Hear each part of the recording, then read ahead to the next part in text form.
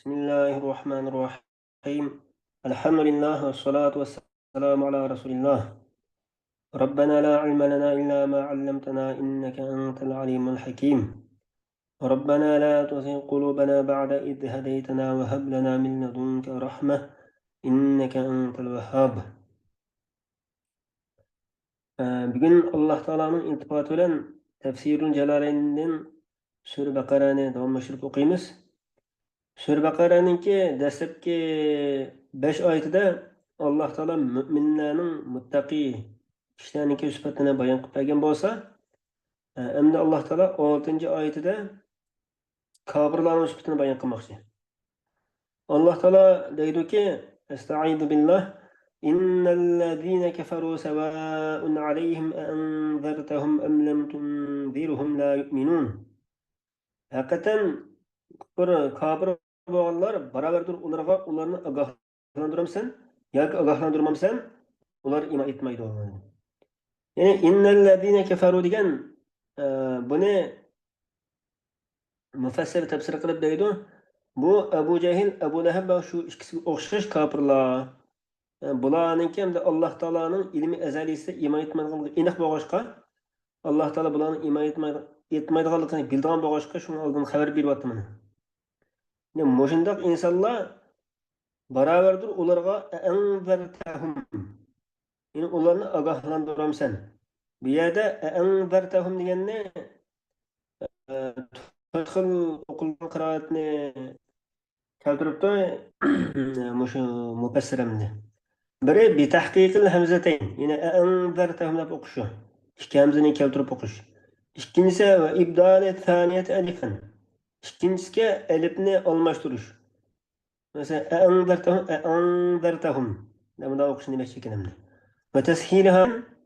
Yani ikincisi de elif bağlı yo'qning orlig'ida ham da o'qish demek çekenem. Anzartahum deb. Ve idhal elifin beynel musahhalati vel ukhra ve terkihi. Mesela bu musahhala bilan birisini arasida elifni kirgizish yoki elifni kirgizmay o'qish. Mesela anzartahum deb bunda o'qish demek çekenem. Ama qolgani vallohu a'lam bis-savab. Em lem tunzirhum la yu'minun. Ularni ogohlantirmamsan, ular iymon etmaydi dedi. Nimish qarasa li'ilmillahi minhum zalika. Alloh taolaning ulardan oshqil ahvolni bilganligi uchun. Yani Alloh taolo o'ziniki shu ilmi azaliyisida bu kimning iymon etib, kimning iymon etmaydiganligini bilganligi uchun bo'lgan.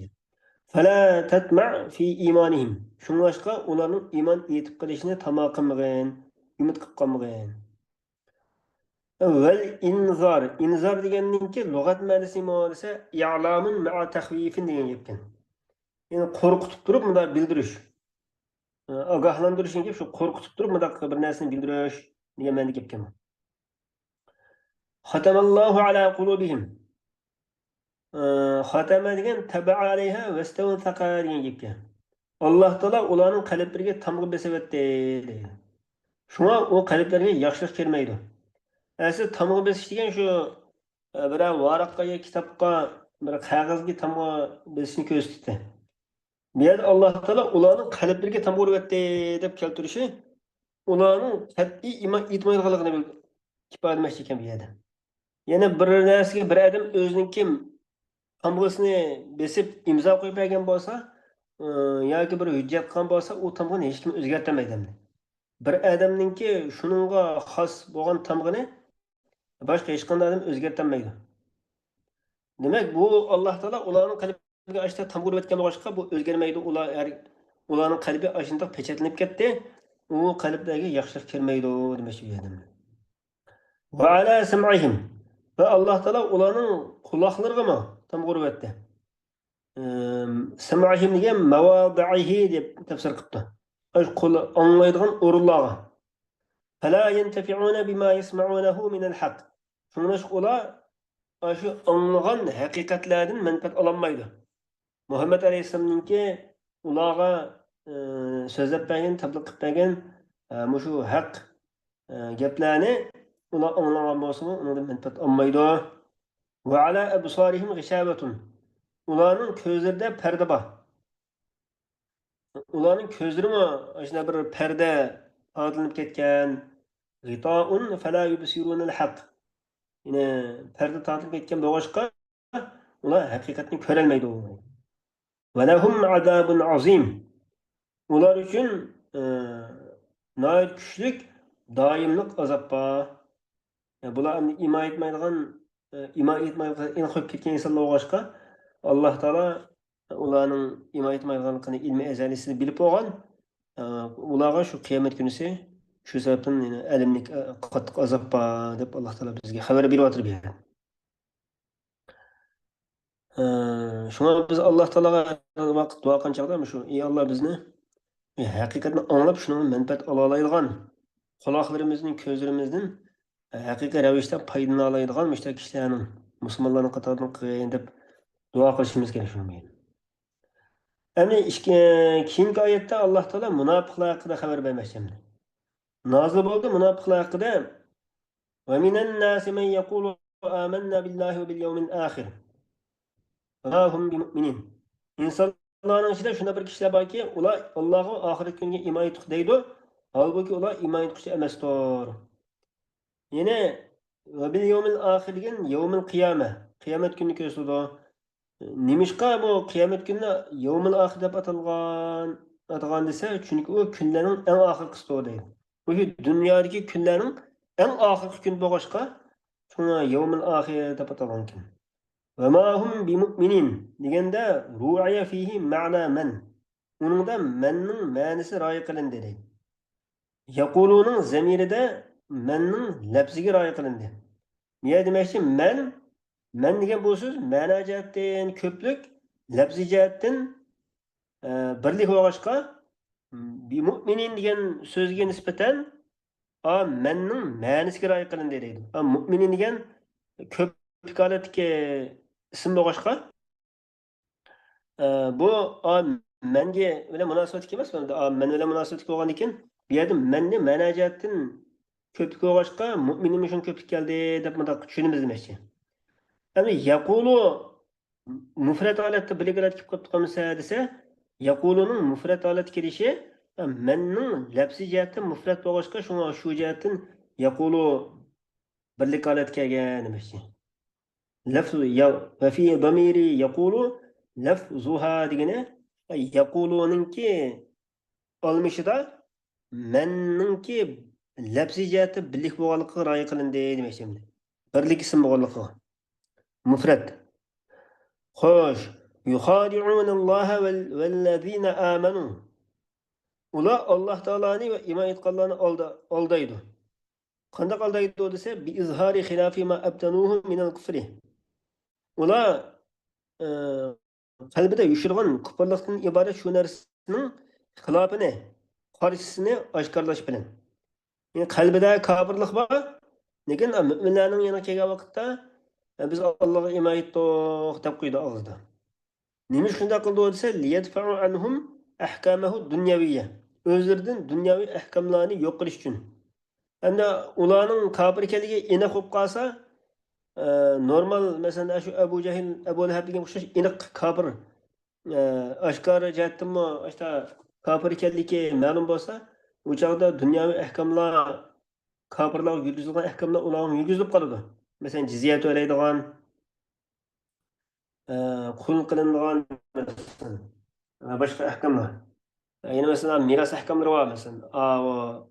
Uningki bir musulmon tuqqani o'lib ketib qolsa, kofir tuqqani musulmon tuqqani miros olmaydigan gapimda. Mushundaq dunyoviy ahkamlarni o'zlaridan yo'q qilish uchun shaklan biz musulmon deb qo'ydi. Va ma yukhadi'una illa anfusahum. Ular faqatla o'zlarini aldaydi. Chunki vabala xida'ihim raji'un ilayhim. Ularning aldamchilik qilganligining vabali o'zlariga qaytquchidir. Fayaftadihuna fid dunya bittila'illahi nabiyyahu ala ma abtanuhu. Xor bo'ldi ular dunyoda. Qanday xor bo'ldi desa, Alloh taolaning payg'ambariga shu munofiqlar qalbida yushirgan narsani oshkorlab qo'yganligi bilan. Yani Allah Teala falanı falanı münafık deb peygamberge dep turgan boşqa ular dunyoda işte xarob ketadi.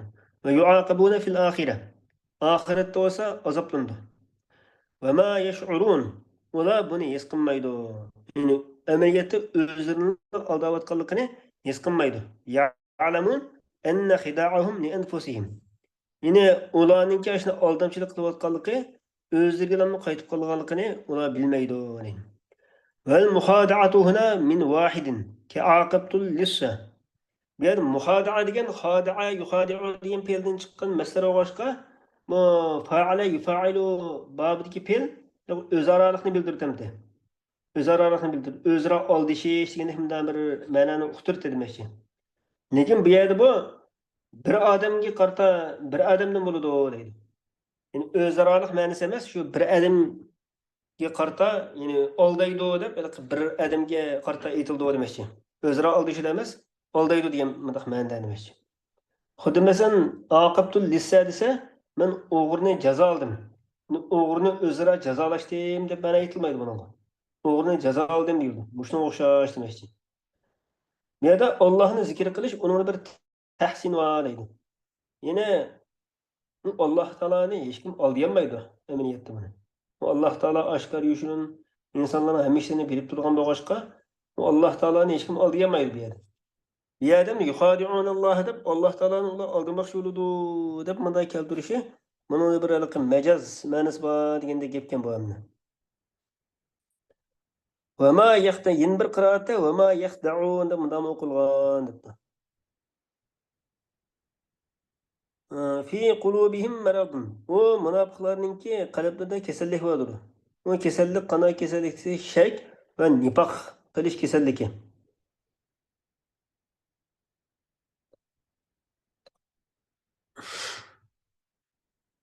Ahva yumridu qulubahum ay yud'ifuha.